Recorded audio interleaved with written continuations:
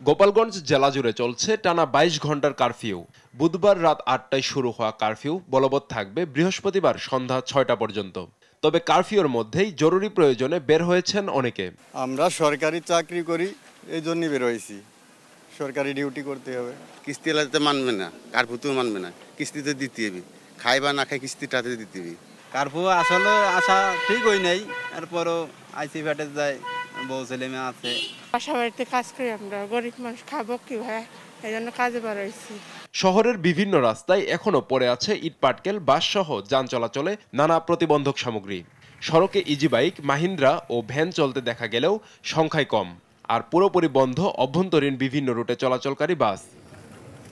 শহরের ঘোনাপাড়া, এলজিডি মোড়, গোপালগঞ্জ জেনারেল হাসপাতাল, কোর্ট চত্বর, লঞ্চঘাট, কাঁচাবাজার ও পুলিশ লাইন্স মোড়ে কোনো চেকপোস্ট চোখে পড়েনি। গোপালগঞ্জ পৌরসভার সামনে গ্রাম পুলিশের সদস্য ও পরিচ্ছন্নতা কর্মীদের দেখা যায়।